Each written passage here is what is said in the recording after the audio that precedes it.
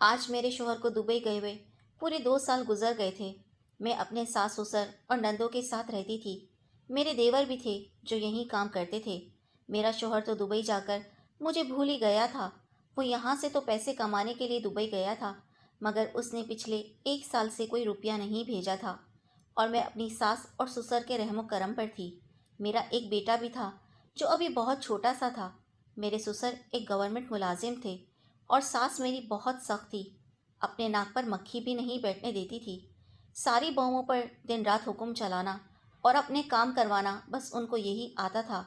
इधर मेरा ये हाल था कि मैं एक नंबर की डरपोक। तालीम तो मेरी मैट्रिक तक थी, लेकिन वालदेन की बेवक वफात के सबब मेरी खाला ने ही मुझे पाला था। इसलिए मेरी शख्सियत में डर और खौफ नुमाया था। मेरी सास के घर में 3 कमरे थे। एक में सास ससुर, दूसरे में दोनों जेठ और तीसरा कमरा जो मेरे पास था अब मुझसे खाली करवा लिया गया था। और मुझे बरामदे में एक चारपाई की जगह दे दी गई थी। 2 वक्त का खाना पकता तो लंगर की तरह सब उस पर टूट पड़ते। कभी मुझे मिलता तो कभी नहीं। ऊपर से ताने सुनने पड़ते, तेरा मियाँ कौन सा कमाता है। और जवाब में मुझसे ये भी नहीं कहा जाता था कि इसमें मेरा क्या कसूर है। वो दुबई तो काम के लिए गया था, मगर उसने 1 रुपया भी यहाँ नहीं भेजा था। मुझे आज भी वो दिन याद है। दुबई जाते वक्त मेरे शौहर शौकत ने मुझे तसल्ली दी थी कि मैं वहाँ जाकर इतनी मेहनत करूँगा कि तुम्हारे सारे ख्वाब पूरे करूँगा। एक बड़ा घर बनाऊँगा तुम्हारे लिए और अपने बच्चों के लिए। इसमें तुम राज करोगी। अच्छे अच्छे कपड़े लाऊंगा तुम्हारे लिए। देखना, चंद सालों में ही हमारी ज़िंदगी जन्नत बन जाएगी और तुम मलका बनकर रहोगी। इस वक्त तो मैं भी बहुत खुश थी, मगर इसके जाने के बाद मुझ पर यहाँ जुल्म के पहाड़ तोड़े जा रहे थे। दिन गुजरते जा रहे थे और मेरी परेशानियों में इजाफा होता जा रहा था। इस आलम में बड़ी परेशानी ये थी कि शौकत की कोई खैरो खबर नहीं थी। इधर मेरे छोटे देवर की शादी पर मुझसे कमरा खाली करवा के इसे दे दिया गया था। इस वक्त मैं बहुत रोई थी। मैंने कहा, अम्मा, मैं कहाँ सोऊंगी और मेरे बच्चे कहाँ रहेंगे। अम्मा ने बेचारगी से कहा, बरामदा किस लिए है, सब यहाँ पड़े हैं, तू भी कहीं जाकर मर जा। सास ने बेपरवाही से जवाब दिया था। मैं सिलाई कर लेती थी और इसलिए अपना बोझ खुद उठा लेती थी, लेकिन इसके बावजूद सास ताने देती थी। वो खाला जिन्होंने मेरी शादी की, मुझे पाला पोसा था, इनका भी इंतकाल हो चुका था। पलटकर जाने का रास्ता भी नहीं था। घर में बहुत सारे अफराद थे, सबका खाना मैं पकाती। सास, नंदे, देवरानी, जिठानी आराम करते या घूमने निकल जाते। एक दिन मेरे बेटे को बुखार था, जिसकी वजह से मैं रोटी नहीं पका सकी थी। बस फिर तो कयामत आ गई। सास ने चीख चीख कर आसमान सर पर उठा लिया। मुफ्त खोर, नमक हराम, तुझे हम रोटी देते हैं। सास मुझे ताने दे रही थी, हालांकि मैं सिलाई करके अपना और अपने बच्चे का खर्चा पूरा करती थी। सास ने तो बहुत बड़ा हंगामा खड़ा कर दिया था, मगर आज मुझसे बर्दाश्त ना हो सका और मैं फट पड़ी थी। अम्मा, रेहान को तो मैं अपने मायके से तो नहीं लाई थी, ये भी तो तुम्हारी नस्ल है। और मैं सब घर वालों का खाना पकाती हूँ, सिलाई करती हूँ। तुम भी तो कुछ एहसास करो मेरा। आज रेहान को बुखार था, इसलिए मैं रोटी नहीं पका सकी, तो आपने मुझे ताने देना शुरू कर दिए। जवाब देती है। सास का जनानेदार थप्पड़ मेरे मुंह पर पड़ा था। इस वक्त ससुर भी घर में थे, उन्होंने भी ये जुमला सुन लिया था। मेरा वजूद तो सबके लिए कांटा था। ये बेहतरीन बहाना था मुझसे छुटकारा हासिल करने का, और सब ने मिलकर मुझे घर से निकाल दिया। मेरी जिठानी ने मेरा बिस्तर और सामान भी घर से बाहर फेंक दिया। बच्चे को गोद में लिए मैं सामान के पास हैरान और परेशान खड़ी थी। फिर मैं रिक्शे में बैठकर रहमत कॉलोनी रवाना हो गई, जहाँ एक दूर पार के रिश्तेदार रहते थे।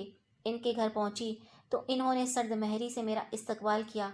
रात हो चुकी थी और मेरी मेज़बान ने साफ लफ्ज़ों में कहा था कि मेरे शोहर इस तरह की बातों को सख्त नापसंद करते हैं। रात गुजार लो, सुबह अपना बंदोबस्त कर लेना। यहाँ भी कयाम के लिए बरामदा ही था। इस रात बला की सर्दी थी और अपने छोटे बच्चे को साथ में लेकर मैं ठठरती रही। खाने के लिए भी इसने रस्मन पूछा था, इसलिए मैंने इनकार कर दिया था। हाँ, मोहल्ले की दुकान से बिस्किट का एक पैकेट और कुछ खाने की चीज़ें ली थी, जिन्हें खाकर बच्चे को लेकर बिस्तर में सो गई। बिस्तर मेरा अपना था। रात भर मैं आने वाली सुबह के बारे में सोचती रही कि अगली जाए पनाह क्या होगी। हर अजीज़ के बारे में सोच डाला कि कहीं पनाह मिलती नज़र न आती। मैं सोचती रही और रोती रही। सुबह जब आँख खुली तो पहला ख्याल रूबी बाजी का आया। इनसे मेरी सलाम दुआ थी और यहाँ पास ही रहती थी। नमाज से फारिग होने के बाद मैंने अपना बिस्तर लपेटा था। मेरी मेज़बान के बच्चे भी उठ गए थे और कमरे का दरवाज़ा खुल गया था। मैंने सामान लपेटकर एक तरफ रखा। अपने बेटे को कलेजे से लगाकर मैंने रूबी बाजी के घर का रास्ता लिया। वहाँ पहुँची तो वो बहुत अच्छी तरह मिली। मैंने अपने हालात का बताया तो इनकी आंखों में आंसू आ गए। कहने लगी, परेशान ना हो, यहाँ एक मकान खाली है, इसे किराए पर ले लेते हैं।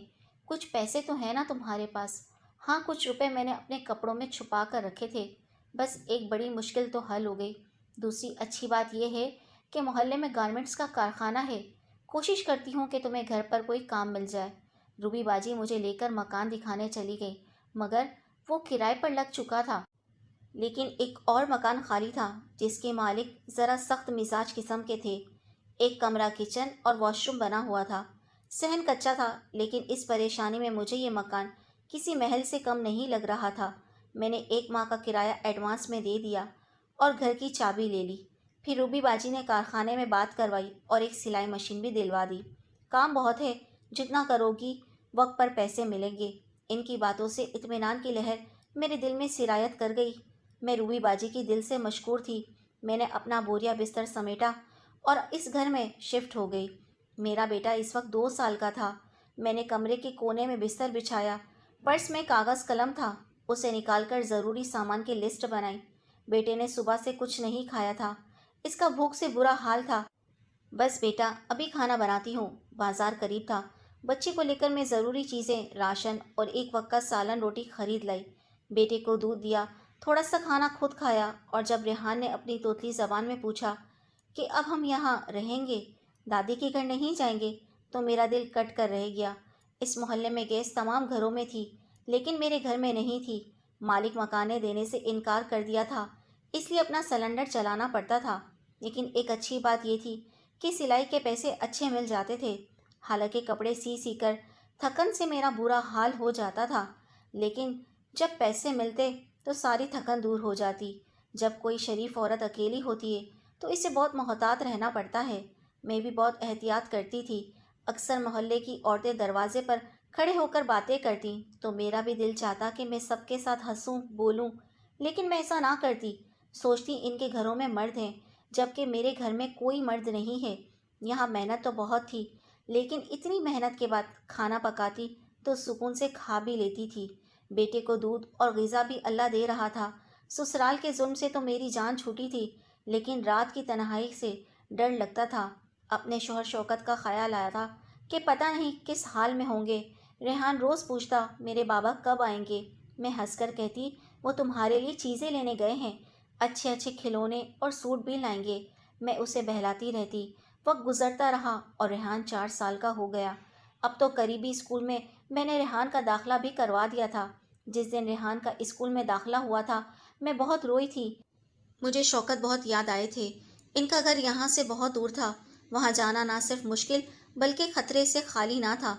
वरना दिल बहुत चाहता था कि जाकर पता करूँ कि इनकी कोई खैर खबर आई है या नहीं। क्या पता शौकत किस हालत में होंगे। मेरा दिल बहुत परेशान था। मेरे घर के सामने एक फैमिली रहती थी। इनसे मेरी अच्छी अलेख सलेख हो गई। कभी वो बाजी मेरे घर आ जाती तो घर में रौनक हो जाती, या कभी मैं उनके घर चली जाती तो दिल बहल जाता। एक दिन वक्त निकाल कर मैं सास की तरफ गई ताकि अपने शोहर के बारे में कुछ पता कर सकूं।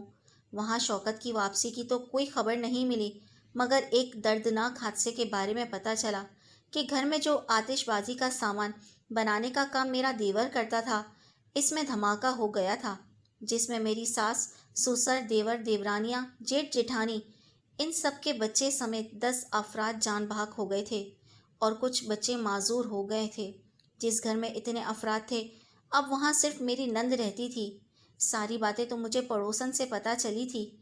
जब मैंने चाहा कि अपने ससुराल में जाकर ताज़ियत करूं, तो मेरी नंद ने दरवाज़ा बंद कर लिया और अंदर से तेज़ आवाज़ से मुझे गालियां देने लगी। मैं एक मर्तबा फिर रोती हुई अपने घर वापस आ गई। कई दिन इस हादसे के मुतालिक सोच सोच कर वहशत होती रही। फिर मेरी ज़िंदगी मामूल पर आ गई थी। एक बार फिर खुदा को मेरा इम्तिहान मकसूद था। कारखाने से काम मिलना कम हो गया تو میں پھر پریشان رہنے لگی۔ اب تو کارخانہ بھی بند ہو رہا تھا، پریشانی ہی پریشانی تھی۔ اب تو 2 وقت کی روٹی کے بھی لالے پڑ گئے تھے۔ اکثر پڑوسن مجھے کہتی کہ جس مکان میں رہتی ہو یہ آسیب زدہ ہے، ان کے مطابق اس مکان میں کسی کو خوش نہیں دیکھا گیا۔ اب میرے ذہن میں یہ خیال بھی آتا تھا کہ کہیں یہ پریشانی آسیب کی وجہ سے تو نہیں۔ ایک روز میں نے سامنے والی خالہ سے یہی بات پوچھی تھی، تب انہوں نے بتایا کہ یہاں ایک ڈاکو مارا گیا تھا۔ جب یہاں مکانات بن رہے تھے تو یہاں ایک پولیس مقابلہ ہوا تھا اور ایک ڈاکو مارا گیا تھا۔ کہتے ہیں وہ اسی گھر میں رہتا تھا جو تمہارے پاس ہے، اسی میں اس کا قتل ہوا تھا، اور لوگ کہتے ہیں کہ اب اس کی روح یہاں پھرتی ہے، مگر میں ایسی باتوں پر زیادہ یقین نہیں رکھتی تھی۔ اب ایسا وقت آ گیا کہ میرے پاس 1 روپیہ بھی نہیں تھا۔ صبح آٹے کی ڈبی کو چھاڑا تو ایک مٹھی آٹا نکل آیا، دالوں کے ڈبے دیکھے تو ایک کھانے کی چمچ جتنی دال نکل آئی۔ میں نے آٹے کی چھوٹی سی روٹی پکائی اور پتلی دال ابالی۔ بمشکل میں نے اپنے بیٹے کو تھوڑا سا کھانا کھلایا اور خود میں بھوکی رہی۔ کچھ دیر بعد میں نے اسے سلا دیا۔ یہ دوپہر کا وقت تھا۔ ظہر کی نماز کے بعد بڑی دیر رو رو کر میں نے اپنے اللہ سے دعا مانگی، اے اللہ، تجھے میرے چھوٹے بچے کی بھوک کا واسطہ تو میری پریشانی دور کر دے۔ جب مجھے گھر سے نکالا گیا تھا تو نے رات گزارنے کے لیے مجھے جگہ دی تھی۔ ہم دونوں کو نہ صرف ٹھکانہ دیا بلکہ کھانے کو اور پہننے کو بھی دیا۔ میرے رب تو میری مدد کر۔ رو رو کر میری آنکھیں سوج گئی تھیں۔ جب میں نے سجدے سے سر اٹھایا تو میرا بیٹا بے خبر سو رہا تھا۔ نماز ختم کر کے میں صحن میں آ گئی۔ میں نے گزشتہ روز سے کچھ نہیں کھایا تھا، بھوک سے نیند بھی نہیں آ رہی تھی۔ سوچ رہی تھی کہ اب کس سے قرض لوں۔ سامنے والی سے 200 روپے میں پہلے ہی لے چکی تھی۔ محلے کے کونے والے گھر سے بھی میں قرض لے چکی تھی۔ دودھ والے نے بھی ادھار دینے سے انکار کر دیا تھا۔ میں نے کچے صحن میں لہسن اور پیاز لگایا ہوا تھا۔ میں یوں ہی لکڑی سے لہسن کی گوڈی کرنے لگی کہ اچانک مجھے لگا جیسے مٹی کے نیچے کوئی سخت چیز ہے۔ اب میں نے کھودنا شروع کیا تو کسی چیز کے ہونے کا احساس یقین میں بدل گیا۔ میں کچن سے ایک چمٹا بھی لے آئی۔ رات سے بھوکی ہونے کے باوجود اللہ نے اتنی طاقت دے دی کہ تمام مٹی ہٹائی تو ایک بکسے کے آثار نمودار ہوئے، جسے نکالنا میرے بس کی بات نہ تھی۔ چارپائی پر چادر سوکھنے کو رکھی تھی۔ میں نے چارپائی گھسیٹ کر کھودی ہوئی جگہ پر رکھی کہ پڑوسن سے کوئی بچہ وغیرہ اوپر سے نہ دیکھ لے، کیونکہ دیواریں بہت چھوٹی تھیں۔ پھر خود چارپائی کے نیچے جا کر کسی نہ کسی طرح میں نے وہ بکسا کھولا، اور جو کچھ میں نے دیکھا میرے تو ہوش اڑ گئے تھے۔ اس میں نوٹوں کی گڈیاں، زیورات اور سونے کی چوڑیاں وغیرہ تھی۔ میں فوراً چارپائی کے نیچے سے نکلی اور کمرے سے کپڑے کا تھیلا لے آئی اور تمام چیزیں بھر کر کمرے میں پہنچا دی۔ پھر مٹی برابر کر کے میں نے لہسن دوبارہ لگا دیا۔ میری سانسیں پھولی ہوئی تھیں اور چہرہ سرخ ہو گیا تھا۔ کوئی میرے اندر سے کہہ رہا تھا کہ اب تیری تمام مشکلیں ختم ہو جائیں گی۔ سب سے پہلے کیا کروں؟ لوگوں کا قرض واپس کروں تاکہ کوئی دروازے پر نہ آئے۔ میں نے سوچنا شروع کیا۔ اسی وقت پہلے قرض دار دودھ والے کی بائک کا ہارن سنائی دیا۔ میں نے 1000 روپے نکالا اور دودھ کا برتن لے کر دروازے پر پہنچ گئی۔ دودھ والے نے دودھ دینے سے انکار کر دیا اور کہا، باجی پہلے آپ پچھلے پیسے دے دیں۔ میں نے 1000 روپے کا نوٹ آگے بڑھایا، جس نے جادو کا کام کیا۔ آواز میں نرمی اتر آئی تھی، باجی دودھ کتنا چاہیے؟ اب نہیں چاہیے، حالانکہ برتن میں لائی تھی، لیکن میرا دل نہیں کہہ رہا تھا کہ میں اس سے دودھ لوں، کیونکہ وہ مجھ سے کافی سخت موری سے بولا تھا۔ اس کے بعد سامنے والے کا قرض دینے میں اس کے گھر گئی، دروازے پر دستک دی۔ سامنے والی سمجھ رہی تھی کہ میں پھر سے پیسے مانگنے آئی ہوں۔ میں نے ان کے دروازے پر جا کر کہا، اپنے پیسے لے لیجئے۔ فوراً دروازہ کھل گیا۔ میں نے ان کا قرض لوٹا دیا۔ گلی میں ڈبل روٹی والے آتے تھے، اس وقت بھی آ رہے تھے۔ میں نے اچھے والے شیرمال لیے۔ میرے بیٹے کو شیرمال بہت پسند تھا۔ جیسے ہی گھر پہنچی تو دروازے پر دستک ہو رہی تھی۔ دروازہ کھولا تو کونے والے گھر سے ایک عورت جس سے میں نے ادھار لیا تھا اپنی بہن کو لے کر آئی تھی، جس نے آتے ہی لڑنا شروع کر دیا۔ ان کے تیور اچھے نہیں لگ رہے تھے۔ لگتا تھا کہ اگر آج میں نے پیسے نہ دیے تو وہ دونوں بہنیں مجھے مار دیں گی۔ میں نے اندر سے پیسے لا کر دے دیے۔ دیکھا ایسے نکلتے ہیں پیسے۔ اس کی بہن نے فاتحانہ نظروں سے اپنی بہن کو دیکھا تھا۔ ان کے جانے پر میں نے دروازہ بند کرنا چاہا تو مالک مکان آ گئی۔ میں نے اسے سلام کیا تو وہ کہنے لگی، میں سلام کا جواب بعد میں دوں گی، پہلے تم میرے پیسے ادا کرو۔ میں نے اسٹور سے پیسے لا کر انہیں دے دیے۔ اب میں چاہتی تھی کہ مکان خریدنے کی بات کروں، لیکن وہ آپے میں نہیں تھی۔ ان کو مجھ سے جھگڑتے دیکھ کر ریحان رونے لگا تھا۔ میری بھی آنکھوں میں آنسو آ گئے۔ ان کے جانے کے بعد دروازہ بند کر کے میں نے ریحان کو اپنے کلیجے سے لگا لیا تھا۔ میرا بیٹا کہہ رہا تھا ہمارے گھر کھانا ختم ہو گیا ہے، اس لیے آپ سب سے لڑ رہی ہیں نا؟ نہیں میرے بچے، میں نے اپنے بیٹے کا منہ دھلوایا اور اسے کچن میں لے آئی۔ ریحان کو شیرمال کے ساتھ دودھ کا ایک گلاس دیا اور میں نے خود بھی تھوڑا سا کھانا کھایا۔ پیٹ میں کچھ گیا تو حواس تھوڑے بحال ہوئے اور اب میں سوچنے لگی اب کیا کروں۔ میں نے خود سے سوال کیا، میں ایک بے بس مجبور عورت تھی۔ اگر کسی کو ذرا سا بھی شک ہو گیا کہ میرے پاس اتنے پیسے ہیں تو نہ جانے کیا ہوتا۔ میں نے فیصلہ کر لیا کہ اپنی مفلسی کا رونا جاری رکھوں گی، اس سے لوگ مجھ سے دور بھاگیں گے۔ خرچ برائے نام پہلے کی طرح رکھا تاکہ پیسے نظر نہ آئیں۔ اگلے روز اٹھ کر پھر زمین سے نکلا ہوا سامان دیکھا، رقم لاکھوں کے لگ بھگ تھی۔ کچھ ایسے شواہد بھی تھے جن سے پتہ چلتا تھا کہ یہ اس ڈاکو کا مال ہے جو اس گھر میں پولیس مقابلے میں مارا گیا تھا۔ میں سب کچھ رکھ کر ریحان کے پاس آ گئی۔ مجھے ڈر لگ رہا تھا، اس لیے چند دن بعد میں نے وہ تمام مال بینک میں رکھوا دیا۔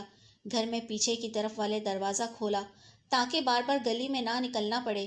اسی دوران میں نے ایک سیکنڈ ہینڈ فریج بھی لے لیا اور پڑوسیوں کو بتایا کہ شوہر نے دبئی سے کچھ پیسے بھیجے تھے۔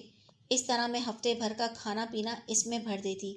انہی دنوں مالک مکان حج پر جا رہے تھے اور اپنا یہ مکان بیچنا چاہتے تھے۔ میں نے چپکے سے یہ مکان بھی خرید لیا۔ مالک مکان بد اخلاق قسم کی عورت تھی، اس لیے کوئی ان کے گھر آتا جاتا نہیں تھا۔ اس طرح یہ بات راز رہ گئی۔ محلے والے سوچتے تھے کہ میں اب بھی کرائے پر ہی رہ رہی ہوں۔ مکان کی مالکن کو بھی یہی بتایا تھا کہ مجھے یہ پیسے میرے شوہر نے بھیجے ہیں۔ مکان لیتے ہوئے سبھی کو یہی بتایا تھا۔ دن اسی طرح گزرنے لگے تھے۔ میں بیٹے کو اسکول چھوڑ کر گھر کے کاموں میں لگ جاتی۔ اسی طرح میرا پورا دن گزر جاتا تھا۔ ایک روز گھر کے دروازے پر دستک ہوئی۔ دروازہ کھولا تو محلے کے کونے والے گھر سے ایک عورت آئی تھی جو اس روز اپنی بہن کے ساتھ لڑنے آئی تھی۔ میں نے وہیں صحن میں بٹھا لیا۔ اس نے پوچھا کیسا چل رہا ہے تمہارا گزارا؟ کہیں کام ملا؟ نہیں، اگر کام چاہیے تو میں دلا دیتی ہوں۔ کام بہت ہے، بس تم کرنے والی بنو۔ میں نے کہا آپ کا کیا مطلب ہے؟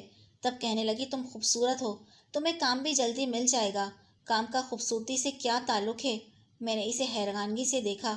سامنے جو کوٹھی ہے نا، اس کے صاحب کو کام کے لیے ایک خوبصورت لڑکی چاہیے، تو تم سمجھ تو رہی ہو نا میری بات؟ دیکھو اتنی غربت میں زندگی بسر کر رہی ہو، تمہارے شوہر کو بھی تمہاری کوئی پرواہ نہیں ہے۔ اس کی باتیں سن کر میرا خون کھول رہا تھا۔ جی چاہتا تھا کہ کھری کھری سنا دوں، لیکن میں نے بس اتنا کہا کہ ابھی اسی وقت میرے گھر سے نکل جاؤ، دوبارہ میرے گھر کی طرف رخ نہ کرنا۔ اس نے دیدے پھاڑ کر مجھے دیکھا اور کہا بڑی عزت والی بن رہی ہے، کیا پہلے میں عزت والی نہیں تھی؟ کیا دیکھا ہے آپ نے مجھ میں؟ بولیے۔ میرا لہجہ تلخ ہوتا دیکھ کر وہ اٹھ کر خاموشی سے چلی گئی۔ شوکت کہاں ہو تم؟ بہت دن بعد پھر میری آنکھیں برسنے لگی تھیں۔ اے اللہ تم مجھے میرے شوکت سے ملا دے۔ رات میں ہی دعا کر کے سوئی اور صبح قبول ہو گئی۔ صبح دروازے پر دستک ہوئی۔ ان کی حالت دیکھ کر میں حیران رہ گئی۔ شوکت رو رہے تھے اور میں بھی رو رہی تھی۔ میں لٹ گیا، میں برباد ہو گیا۔ ریحان بھی باپ سے لپٹ گیا تھا، حالانکہ یہ بہت چھوٹا تھا۔ جب اس نے باپ کو دیکھا تھا، میرا دل اپنے رب کا شکر ادا کر رہا تھا کہ اس نے زندگی کی واحد کمی بھی پوری کر دی تھی۔ شوکت نے مجھے بتایا کہ اس کے ساتھ بہت دھوکہ ہوا، انہیں اغوا کاروں نے اغوا کر لیا تھا۔ وہ لوگ دن رات میرے شوہر سے مشقتیں کرواتے تھے۔ شوکت بڑی مشکل سے جان چھڑا کر وہاں سے نکلے تھے۔ وہ کہنے لگے جب میں یہاں آیا تو گھر کے لوگ مر چکے تھے اور تم غائب تھی، بڑی مشکل سے تمہارا پتہ ڈھونڈا ہے۔ پھر میں نے اپنی کہانی سنائی اور گھر میں دفن خزانے کے بارے میں ان کو بتایا۔ شوکت یہ سن کر حیران رہ گئے۔ انہوں نے مجھ سے اپنی ماں کی طرف سے معافی بھی مانگی تھی، جبکہ میں اپنی ساس کو کب کا معاف کر چکی تھی۔ میں نے انہیں کہا کہ اب اس پیسے سے آپ کوئی کاروبار کریں اور غریبوں کی مدد کریں۔ میں نے شوکت سے کہا کہ اب آپ آ گئے ہیں تو مجھے خدا کے سوا کسی کا ڈر نہیں ہے، میں بہت خوش ہوں۔ خوشی میرے آنگن سے امنڈ رہی تھی۔ میرا بیٹا بھی باپ کو دیکھ کر بہت خوش تھا۔ کچھ ہی دنوں میں شوکت نے اپنا ایک کاروبار سیٹ کر لیا۔ اللہ کے کرم سے اس میں کافی برکت ہوئی۔ میں اللہ پاک کا بہت شکر ادا کرتی ہوں کہ اس نے میرے نصیب بدل دیے۔ بے شک اللہ کے یہاں دیر ہے پر اندھیر نہیں، وہ آپ کی دعائیں ضرور سنتا ہے اور بے شک دعائیں تقدیر بدل دیتی ہیں۔